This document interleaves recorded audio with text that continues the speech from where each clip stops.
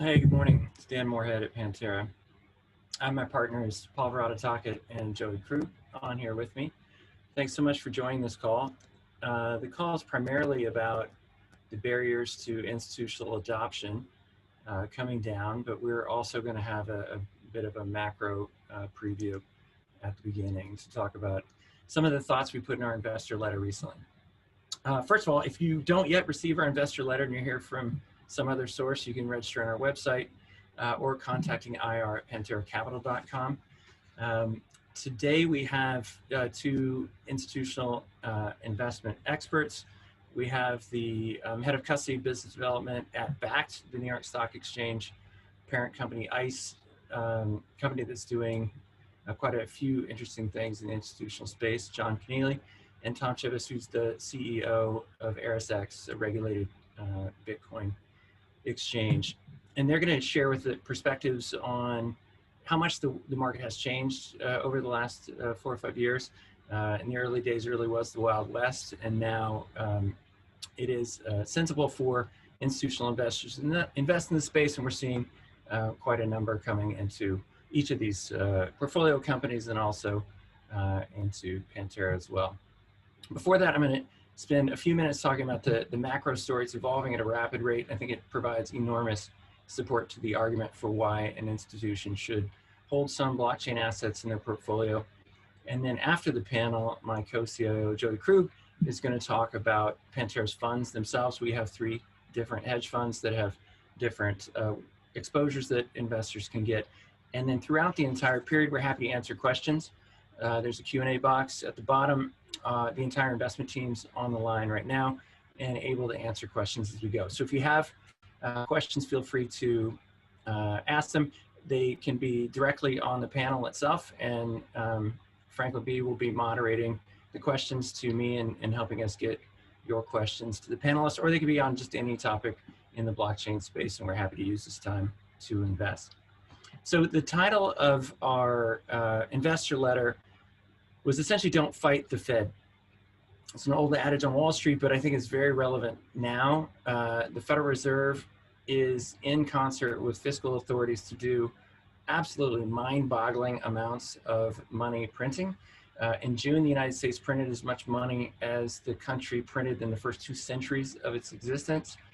The fiscal deficit for the United States is now larger than at any year during the Great Depression, and is larger than the average years during World War II. So these numbers are really off the charts. And the Fed just said a few interesting things. The chair, Jay Powell, said that they were going to explicitly create inflation, which is an absolutely new concept for central banks. Central banks have spent centuries trying to fight inflation, and now they're actively promoting it. The Fed has had a rough inflation target of just around 2%, maybe some people think it's 2.25 or 2.5. And they've said that they will not only try and double inflation, inflation currently in the United States is running at 1% year on year, but that for any period of time it's below the target, which it has been, and according to Wall Street, will be below the 2% line for at least several years. They will then make that up by running inflation at 3 or 4% or whatever the number is until they've essentially caught up. That's just a new wild paradigm where the Fed is trying to create inflation. And as we've seen, fighting inflation is very difficult. It's very complicated. It takes concerted effort. It takes sometimes decades. However, creating inflation is always successful. Zimbabwe is the current title belt holder, Venezuela as well. It's very easy to create inflation. You create much more paper money, and then the way supply and demand works is if there's way more pieces of paper money, it takes more pieces of those paper to buy things of real value. And we think that is going to impact all types of assets. Obviously, we're very interested in the blockchain space, but it's even impacting things like the S&P 500. There's a huge amount of pundits out there, wondering why the S&P can be at record highs when corporate earnings are down at least 30% because of the economic impact of the pandemic. It's because the supply of money is so much larger, it just takes more pieces of paper money. On the next slide, we have many popular assets out there as a benchmark. Oil, real estate are deeply negative. Commodities are negative, corporate bonds are negative. So most of the things that are actually tied to, the real economy, real cash flows are being killed. Even things like stocks, which, are certainly being impacted by the pandemic, are starting to do well because of the quantity of paper money out there. And then things that are neutral, like gold's essentially neither advantaged nor disadvantaged by the economic impact of the virus. It is at a record high.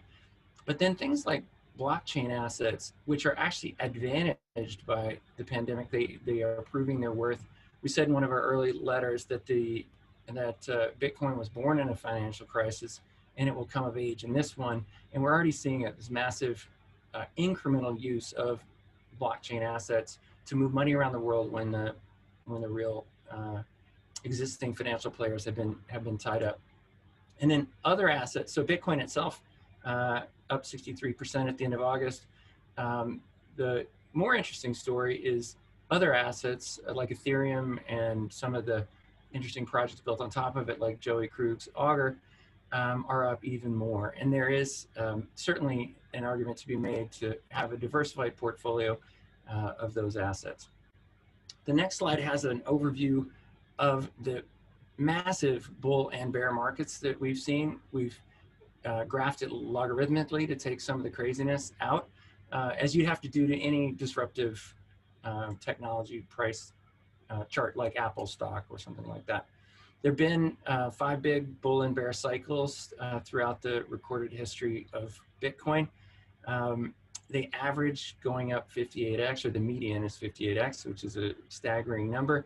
And then a very nauseating down 83 is something that happens every a few years. We're still way below the highs. So at Pantera, we believe this is the beginning of a pretty big multi-year bull market. And we should see some pretty strong returns. And for an institutional investor that's thinking about whether to allocate to blockchain, essentially the core argument is most other asset classes are highly correlated these days, for the simple reason that most institutions have roughly the same assets in their portfolio. So things that used to be uncorrelated, like commodities or emerging markets, now basically trade just like the S&P. So you need to find something that's not yet widely held, which is blockchain assets. Bitcoin itself as a proxy for the industry has a 209% compound annual growth rate and essentially zero correlation to the S&P 500. So it should be in a portfolio.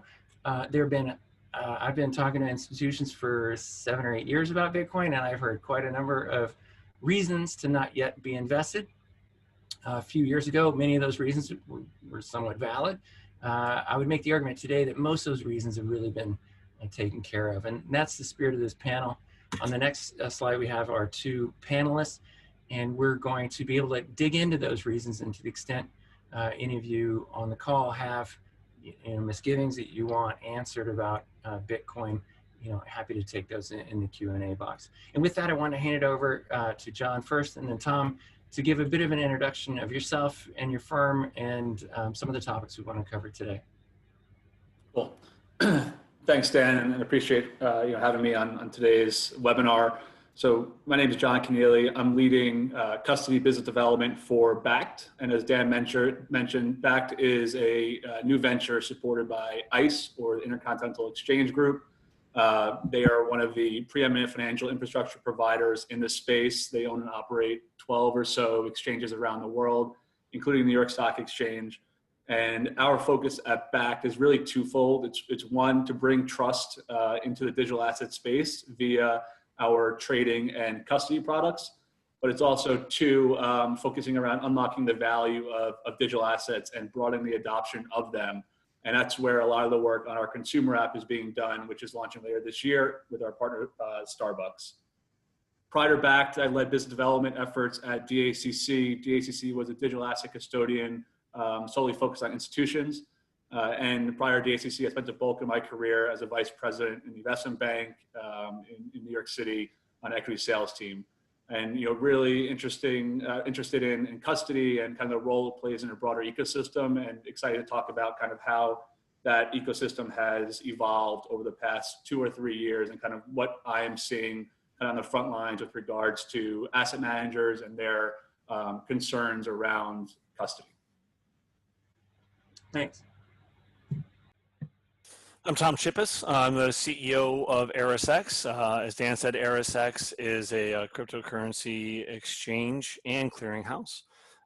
We offer trading in spot or just outright purchase of Bitcoin, Ether, Bitcoin Cash, and Litecoin across 49 states and territories to date, including New York. We have a New York State BIT license.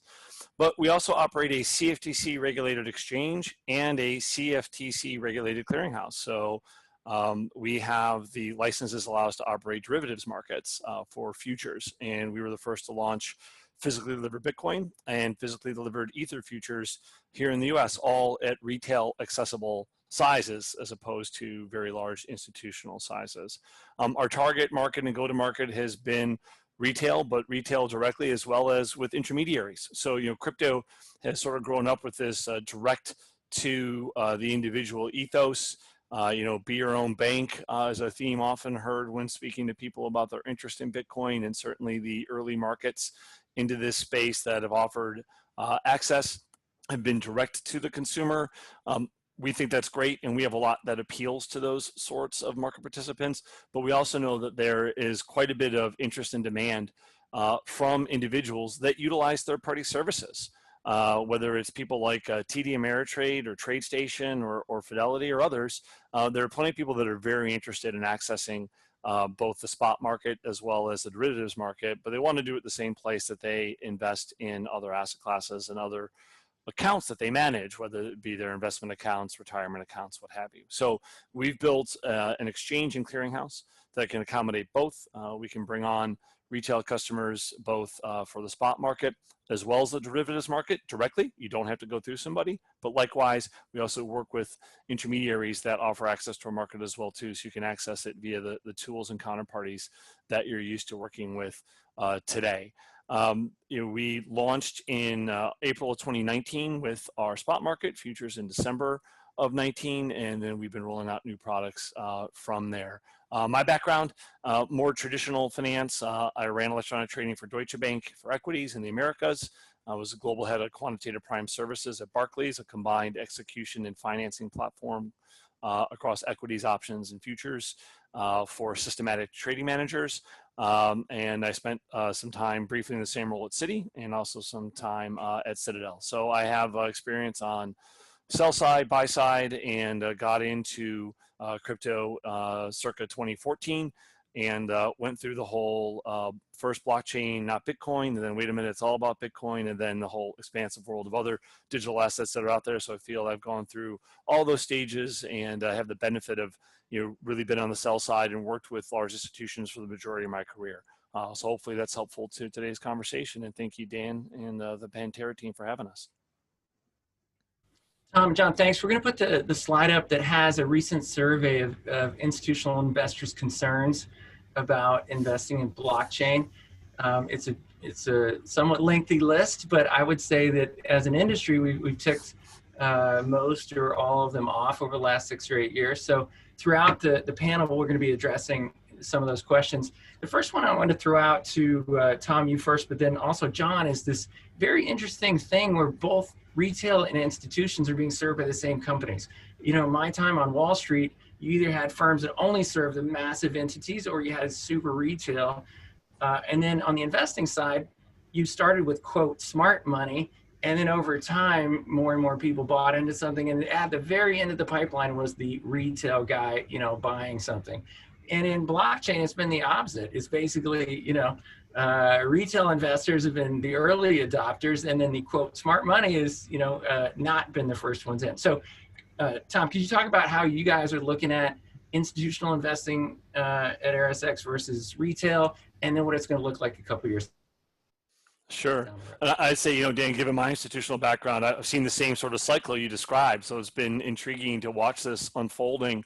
I think that part of the reason that we've built ErisX to be able to go after both is that there is going to be some intersectionality taking place. There has to be. But if you think about this whole list of obstacles that are on here, the early investors in crypto had to be willing to take some risks, and they had to be able to do that probably with an investment committee of one themselves, and maybe with a small amount of capital. I think anyone who's dealt with institutional money knows that there are some very significant barriers to entry, some explicit and some implicit.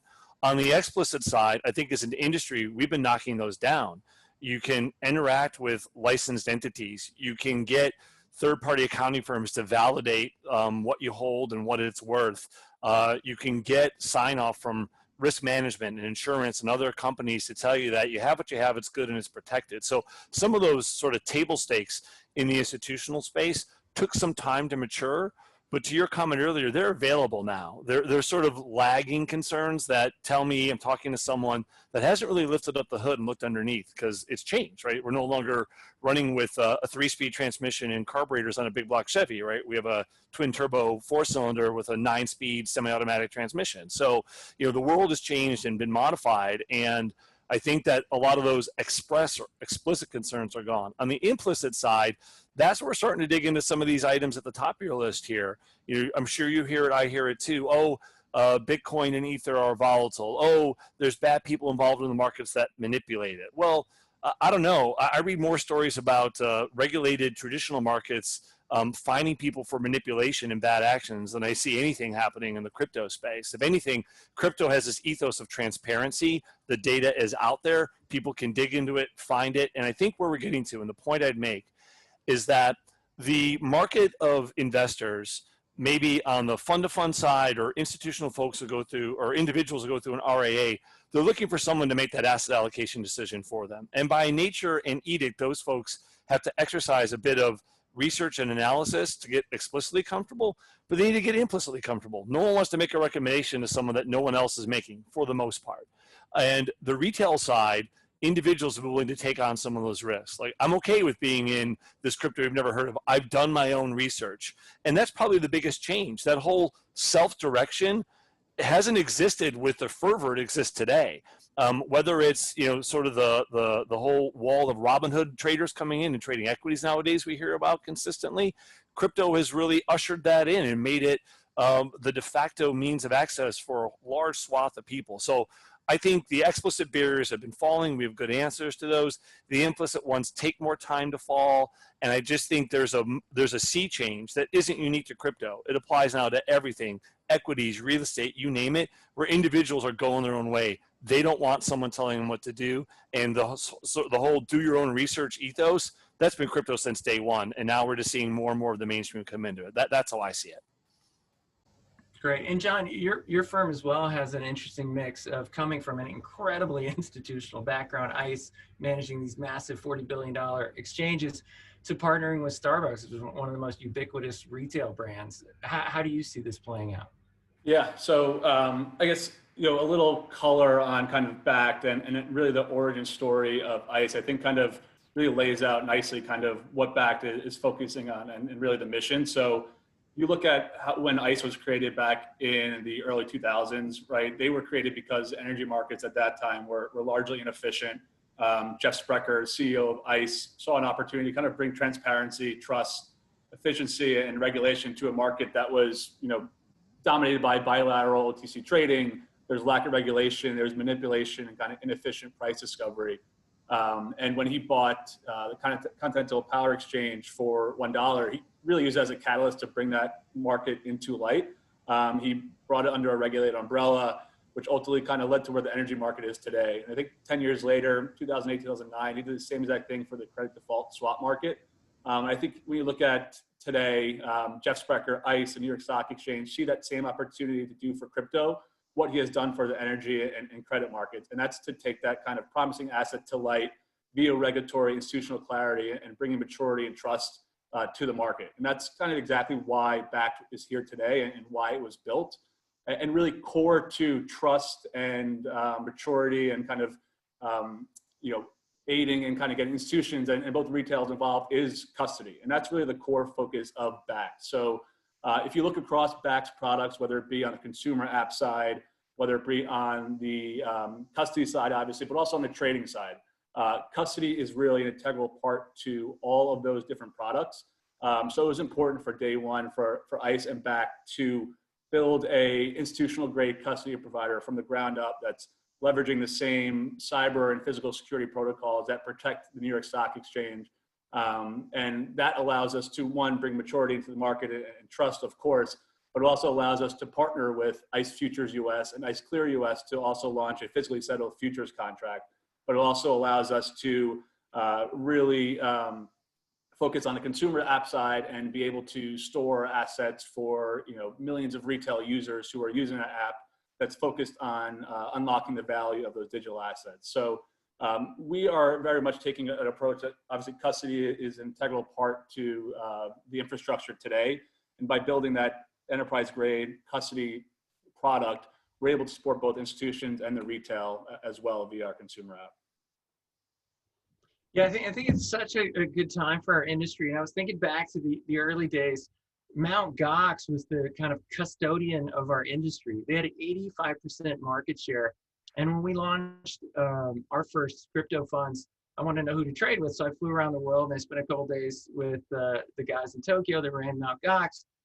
And I was like, wow, these guys are either, incompetent or fraudulent or something super bad going on. And so Pantera never traded a dime with Mt. Gox. And ultimately, they basically had $800 million with one password in one account, right? Like, it's mind blowing how kind of amateur custody was. And I think both ErisX and BACK really highlight how far we've come. It's the exact same security that's driving the New York Stock Exchange or other, large exchanges. And so to my mind, the custody thing, which admittedly in 2012 or 13 was a legit question, has essentially been taken off the table. And that's why you used to hear these crazy custody stories, 5-6 years ago all the time. And there's been a couple of strange things happen in strange places, but for regulated entities, like BACK or ErisX, that's pretty much past this. The biggest one that investors were worrying about is volatility. And Tom, I know you made a presentation to the CFTC, so I'd love to kind of nail that one because it's one of the first ones people want to talk about. Yeah, I hear it all the time. I'm glad people are asking the question, right? It means they're actually looking at it.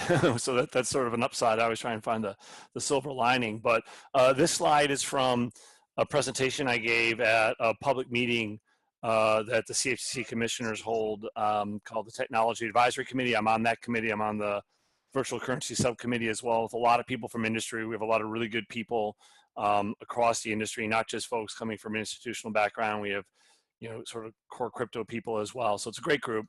And we were asked some of the questions. One of the commissioners said to me, Bitcoin seems volatile. And I said, well, sure, but relative to what? It's a relative question. So put together a bunch of data. This is one slide from that. And we looked at the period January of 19 to June of this year. Obviously, we're already in September, so that's a lot of time in crypto. So the recent sort of run up to 12 and back down isn't accounted for here. But with all that stated, I think there's some points that I find obvious. Maybe not everyone on the webinar would, but Bitcoin and Ethereum are volatile as compared to some traditional stocks. But there are stocks that at some points in time are more volatile. And in this study, we looked at Amazon, GE, Bank of America, Apple, Tesla. So we were looking at things that people whip around and trade today. And on many days, some of those equities definitely had greater measured volatility than we saw in Bitcoin and Ether. And I point some of that out here. Tesla was above almost 1/3 of the time. And in the February period, it was more than double. Now, you might shrug your shoulders and say, well, yeah, that's Tesla. There's a lot of people taking punts on Tesla all year long. I'm not surprised by this. But, other stocks like GE and Bank of America also had periods that were higher. We put gold and crude in here because Bitcoin is a commodity, and obviously we list both the spot commodity and futures on that commodity in our market. And we just wanted to point out that, look, compared to commodities, yeah, gold's been lower. And then crude is a little bit tricky given our group experience to negative pricing that we all went through a little bit earlier this year and got educated on. So overall, I think the chart tells the story that, yep, these are assets that are volatile, but there are other assets that can be more volatile on different days. So, one of the the points made on the previous slide about correlation, is important here. And you have to start to get comfortable with what's an acceptable sort of volatility measure for me. And as a fund manager, what volatility am I willing to accept? How does it correlate to other things in my portfolio? What's an acceptable level of volatility and correlation within my strategy? All the traditional things any good fund manager is going to think about. But by no means should anyone be thinking that Bitcoin and Ether are so extremely volatile as compared to other things that you should be avoiding it. It's now just another thing in the bucket of volatile things you could trade, but not the most volatile on every day. And I think that's a stark change probably from a longer period ago. So I view it as a good thing. It's a maturation of the markets. The volatility is driven around price, which is not a surprise. But hopefully this chart tells a story. And the full presentation is available on the CFTC website. If anyone's having trouble sleeping, there's a bunch of charts and things you can look at out there. But this is what we found. And I found it quite fascinating. A lot of people didn't realize this. Yeah, some of these things like Apple are worth 10 times as much as Bitcoin. So it's not surprising they have less volatility. Bitcoin's young. It's only a couple $100 billion thing. And when it's 100 trillion like cash, it's going to be less volatile. Tom, you mentioned one thing that I'd like both of your thoughts. Correlation, one of the main things we focused on over the long haul has been very low correlation typically, but in periods of very extreme distress, it is highly correlated. So one of our participants asking why were crypto assets so correlated to the March decline, and should investors wait until the S&P kind of sorts itself out before they consider investing in blockchain assets? Well, I'm not an equity fund manager, but you could be waiting a very long time would be my initial reaction to answer that question. But without being cheeky, what I'd say is, I don't have the answer, but one of the common things I see and I hear from other institutional market participants is, look, when there's a run up in Bitcoin and other things start selling off, people start taking cash from everywhere they can get it. And I think that probably drove some of the activity back in March, maybe not all of it. I'd also say that as more and more institutional money has come into the space, I'm hearing from a number of participants that they're getting in, but there's a real tight leash on them from their risk desk, which means that as soon as things start to turn, they got to pull out. So I think there's a bit of a hair trigger put on some of the newer institutional money that's come in, and two, if this is the asset that's running, but the rest of your portfolio is tanking and you're being told get to cash because we have either redemptions or we want to go to cash, it's going to be one of the first things that you sell. So those are some of the things I've heard, Dan, about why perhaps we saw some of that activity back in March. Difficult one to prove with data. So, emphasizing what I'm saying is anecdotal based upon conversations I've had, but that's what I've heard from more than one participant. Thanks. John, a question that comes up in our industry, and even the SEC chairman has mentioned supposed market manipulation in the space is one of the reasons to delay launching an ETF, or, obviously investors in this institutional investor survey. From what you see on so many different markets that the ICE run, is market manipulation, I actually frankly don't understand why people single it out in Bitcoin relative to anything else. I have never seen, excessive manipulation, if you will. What do you see? Yeah, I think that's, I would agree, Dan. I think one of the kind of concerns around the spot markets is that they are unregulated, right? There's no New York Stock Exchange or NASDAQ for digital assets. That being said, like anything like custody, there have been really good firms kind of tackling this issue today and are approaching from the right angle. And I think this kind of notion of manipulation occurring on these exchanges will dwindle to down to zero. But I think it is a little bit has to do with the lack of regulation in the spot market. But I think that's why you're seeing a lot of focus, whether it be ICE-backed or RSX, pulling the Bitcoin and Ether and other digital assets into the futures market because it is regulated. Specifically with the physically settled Bitcoin futures contract, you're creating kind of an end-to-end regulated ecosystem and platform so that price discovery can begin to occur and be more efficient. I think what you're seeing today, obviously, is CME has made a great strides in their cash settled contract, right? It's traded on a regulated, trusted exchange. They've seen real growth, and they have a regulated cash settled contract in the market today, which is important. And I think a lot of customers, that we speak to, we hear from them who want asset exposure but don't necessarily want to own Bitcoin. I think that's where the cash settled contract works well. But there's also customers and institutional investors specifically who want that physically delivered product where that price discovery occurs in an end-to-end regulated market, and it's not relying upon data from the unregulated spot market. And that's exactly why Bakkt has in the market today. So we're providing that custody service. We partner with ICE Futures US, which is the exchange, and we partner with ICE Clear US, which is a clearinghouse, to facilitate the trading in that physically delivered product. So it's a federally regulated exchange, a federally regulated clearinghouse, and given that it's a physically delivered Bitcoin contract, that Bitcoin will ultimately be stored in the Bakkt warehouse, which is regulated by the New York Department of Financial Services. So it is really creating that ecosystem, which is air gap from the unregulated cash markets. And I think you're seeing in that futures market, obviously manipulation, given it's regulated, is close to zero, if any. But I think that notion around kind of the spot markets and the manipulation occurring there, it really comes from the unregulation and oversight that those currently have. And Dan, if I can, I mean, John, respectfully, I think you need to qualify your statements. We're both regulated by the New York DFS, including the spot market that we operate. So to say that spot's unregulated is not correct. I think you'd have to qualify that statement by saying there are some markets that operate outside the US, outside of Europe, that have light or no regulation. But in the US, to anyone on this webinar, if you're trading on a spot market, those markets are unequivocally regulated. I can't even count the number of states I've had to host for audits this year coming in, looking at what we're doing. We're regulated under the money transmitter license, the money service bureau license, FinCEN regulation, et cetera. Matter of fact, we published a blog post last year about, just like ICE, we have the same exact licenses. We're a DCO and a DCM, the same licenses that ICE has.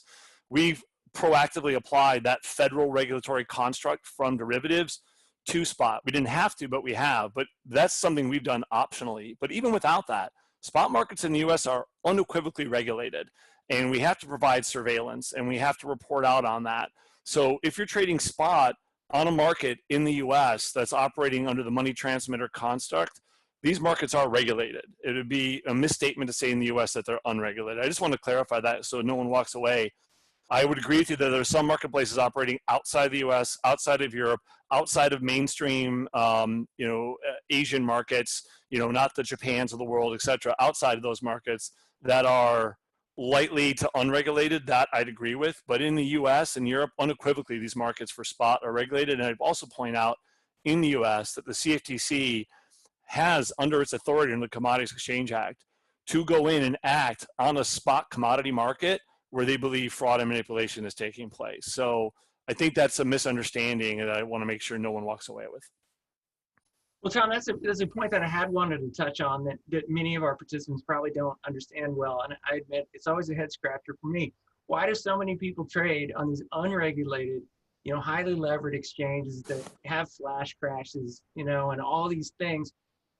Could you just explain that to our participants, like why there is that market, and how do you see that evolving over the next few years? And does it impact an institution that's trying to get some exposure to blockchain? Yeah, I mean, so the last point first, Dan, I'd say is mostly comes up as a concern where someone says, look, I got to mark my book. Like, I know this thing trades 24/7, but at this point in time, I got to sign my P&L, right? And I need a price to do the mark to market. How do I know this lightly or unregulated non-US offshore market is legit? And my first response to that would be, well, don't use their mark. There's plenty of other places to get a mark. The beauty and the amazing thing about crypto nowadays is this is a truly fungible asset. The Bitcoin that you buy or sell on ErisX, you could move off of ErisX into your wallet, and then you can do whatever you like with that. And it might be to go onto one of these lightly or unregulated exchanges and sell it there. But the fact of the matter is, these unspent, these UTXOs, these Bitcoins are fungible. So there's a massive commercial incentive to maintain market integrity. And that's something that regulators, I don't think have ever seen before, right? You don't necessarily need laws to keep the price tight because people will do something bad. If someone is head faking quotes on another market, they're going to get arbed away. There's too much interconnectivity now globally amongst different market participants for the major cryptos, really for the price to get completely out of whack on one market versus another. It's a separate conversation for another day about the complexity of stitching up that global order book and applying fee structures when have you, but by and large, it's the same thing trading everywhere. But to the first part of your question, why do people go to these markets? Well, on the derivative side, they tend to go because you can get 125 to 200 times leverage on some of these markets. So you literally can get a massive amount of leverage in what are called perpetual futures. They trade on markets such as BitMEX or FTX or Durbit or Binance, and that's not available anywhere else that I'm aware of in the US or in Europe. Some people find that very, very attractive. I think others just don't wish to go through KYC AML as is required here in the US. They believe that part of their crypto ethos is independence and anonymity. So they'd rather just open up essentially a bearer account somewhere that doesn't engage in KYC AML. But I think those opportunities are closing. There was a blog post published by the founder of BitMEX a few weeks ago about how now they are going to be applying, account identification processes. So I think the number of opportunities to do that is going to be reduced. But I think those are the primary drivers. I don't hear a lot of institutional market participants saying, first, let me start with the lightly or unregulated markets outside the US, then I'm going to come to you. There are some market makers who, for purposes of taking advantage of arbitrage and for liquidity, may trade on those market centers, but by and large, they tell me that they go home flat. Like, they do not leave anything on those markets so they can avoid it because they have serious operational and security concerns. So I think those are the two drivers: access to a crazy amount of leverage by anyone's standards, and the ability to access a market without KYC AML. And from my perspective, right or wrong, we don't try and compete with that. That's not what we're about here at RSX, and not the market we're trying to serve. But it's a unique point in time where the underlying commodity is actually the same that trades in these different market centers. And certainly the liquidity is greater from a notional perspective on those market centers, but you have to ask yourself about the operational risk and things that institutional people take seriously. Most people participating in those markets don't ask those questions. Certainly. And John, what are your thoughts on that? How's that going to evolve? Obviously, some of these offshore markets were first, and now we have, backed RSX, more credible and regulated exchanges.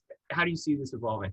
Yeah, I think Tom kind of nailed it on the head. I do think over time you'll see some of these more institutional investors really begin focusing on kind of those markets, whether regulated in the spot or the futures market, as kind of they grow and mature and build liquidity and kind of, they don't need that 125 times leverage, and nor can they access that given kind of internal mandates. So I do think as time evolves, as the markets mature, both on the spot and future side, you'll start to see more and more of these institutional investors who may be trading overseas, perhaps come back into the regulated market. So I definitely would agree with Tom on that point. With that said, Dan, there are some innovations we can see in those markets though too, right? So, 125 times margin. It doesn't mean that everyone participating in that market is taking that level of margin, but the concept, for example, of socialized loss in the clearing fund is kind of an interesting concept that we definitely haven't seen in the US. And to that end, there's everything that we talked about early on in the conversation. Direct to retail is the way this market sort of grew up. And now we're seeing innovation with the creation of these perpetual swaps, socialized loss, automated deleveraging off the exchange. Not things you see happening with a VIX future or an S&P 500 future, but fascinating when you think about how that could be applied perhaps to other products that aren't trading today. So it's going to be an amazing time to look back and read that, Harvard business case study about how innovation took place in a lightly or unregulated environment and how those innovations perhaps manifest themselves later in more traditional products. Yeah. John, what do you think about, Paul Jones coming in, buying, 2% of the fund in Bitcoin, saying it's like gold in the 70s, the other investors like Jim Simons. What are you seeing from your contact with institutions? What are you hearing? Yeah, so obviously that was exciting news to kind of hear, one of the preeminent global macro hedge funds in the space entering into Bitcoin. And I would echo kind of that thesis, right? So I think this kind of notion of allocating a portion of portfolio to Bitcoin as a way to kind of hedge against inflation in the current kind of global macro environment where there's massive quantitative easing and fiscal stimulus kind of picking up steam. I see that investment thesis echoed daily from some of those prominent global macro funds, asset managers, endowments. And I think that thesis will continue to strengthen and really accelerate adoption, especially as really more and more institutional grade service providers continue to kind of innovate, add on to their services, whether it be on a trading or custody front, which I think will again continue to remove any frictions that some of these asset managers may have when it comes to buying, selling, and storing crypto. So I do see a number of similar type of funds echoing that same thesis. I think, I don't think we talked about a while is when this wave going to come into crypto. I do think it'll be more of a slow drip than this massive one day, a ton of asset managers in the space. I see that today. There's still a number of really well-known hedge funds that say over the past 2 years have really educated themselves on Bitcoin. It feels like they're at a spot right now where they're comfortable with custody, they're comfortable with trading, and they're very close to allocating to Bitcoin. So I wouldn't be shocked if we see a couple more of those brand names and dominoes begin to fall, which I think will in turn allow some other funds who may be on the sidelines who don't want to be first in and go into the crypto market may remove some of that career risk. So I think we'll start to see some of those dominoes begin to fall shortly, especially as kind of these services that RSX and Bakkt and Fidelity and all these institutional grade service providers continue to innovate on their current product offerings. When you talk about institutional grade custodians, what about nationally chartered banks? Even though I've been drinking the Kool-Aid, I was very pleasantly surprised to see the OCC give guidance that nationally chartered banks can custody crypto. What do you make of that?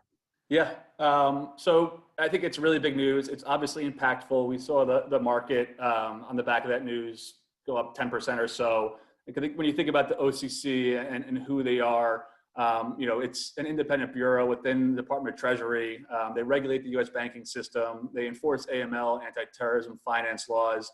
So I think in terms of news and headline, I think it's great for the industry that they are taking the stance that the banks under their oversight can now offer crypto custody services.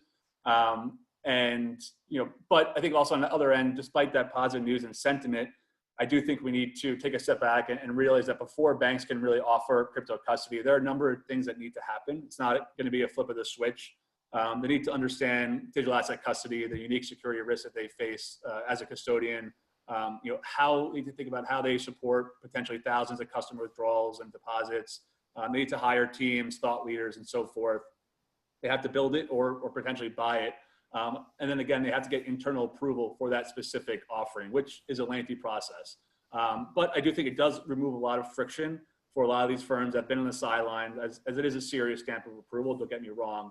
But I think ultimately what it comes down to is the fact that is the reward a multiple of the risks that they are undertaking. So for the bulge bracket banks, Dan, we talked about this last week. We all know they're extremely slow moving, and we've heard a number of rumblings from them over the past 4 or so years of them entering the space. But I think, again, it comes down to, is the reward at multiple risks for a Goldman or a JPM to really start this process? I think probably the answer right now is probably not. I don't really see it moving the needle for them today. But I think what is interesting, and I can say I've seen a lot of interest on the back of that announcement, is some interest from these smaller specialty banks. So whether it be the mid-regional banks, Cowens, Jefferies, Stifels, I think a lot of those banks are always looking to stay ahead of the curve, maintain their client base, and add value to their customers whose primary relationship is with the bulge bracket bank. And they can move, quote unquote, quicker. So maybe they take a harder look at this asset class now, given the news. And I think that's something that the market is sometimes missing, but I still think would have a substantial impact to the ecosystem if they were to truly enter the space. So save the toughest question for last. Lack of fundamentals to gauge appropriate value. In 1 or 2 minutes or less, Tom, how would you say institutions should get their head around, is this the right time to buy, or how do you value digital assets? And I'll let John wrap up. Do you have a stock to float chart you can pop up here for me? I mean, I think there's, wow, there are a lot of models out there. You know, you certainly have a lot of people talk in terms of market cap, which I always, in my mind, convert to total value of the asset in something else. You know, there isn't a cash flow, right, to go with this. You can't just put together a discounted cash flow and say this is what the value, because there aren't earnings. Maybe if you're looking at a miner or someone like that who is earning Bitcoin or earning Ether, and there's value to that. But I mean, I think you have to.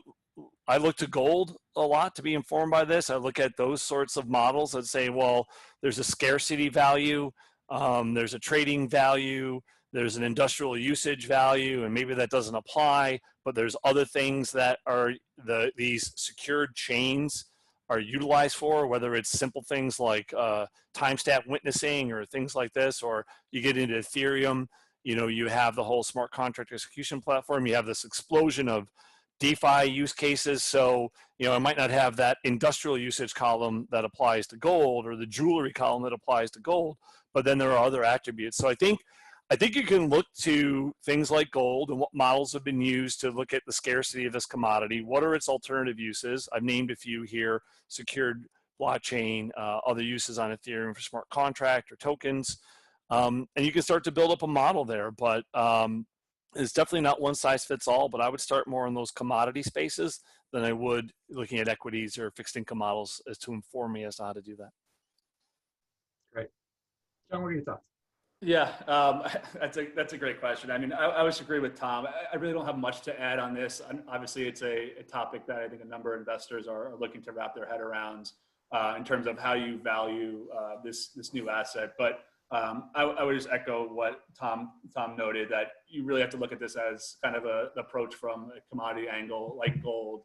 But I think this broader thesis is really what's stronger than maybe any, you know, DCF model or whatnot. So I don't know, kind of a non-answer, but I just don't know too well kind of what would be best for some of these portfolio managers when thinking about valuing Bitcoin. But I think Tom's right in terms of, you know, starting with commodities and starting with gold, given the relationship and kind of the scarcity value of Bitcoin. Great. Well, thank you, John and Tom, so much for joining us. To the extent any of our participants have questions for you afterwards, just shoot it to us at ir@panteracapital.com, and we'll get it to Tom and John. And with that, I want to hand it to Joey Krug, our co-CIO, to give an overview of our hedge funds, and especially, you know, some of the really interesting DeFi things that are happening right now. Yeah, thanks again, Tom and John, and thanks, Dan.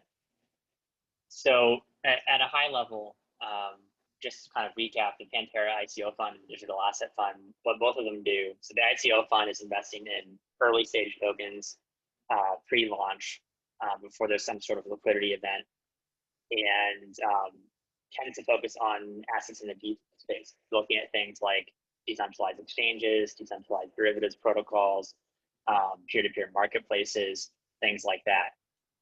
And the digital asset fund is investing on the more liquid side, things that have already been trading in the market. Again, with a DeFi slant, the digital asset fund is 80% discretionary and 20% quantitative. And, you know, within those two sleeves, I would say the discretionary portion has kind of Bitcoin and Ether as a base.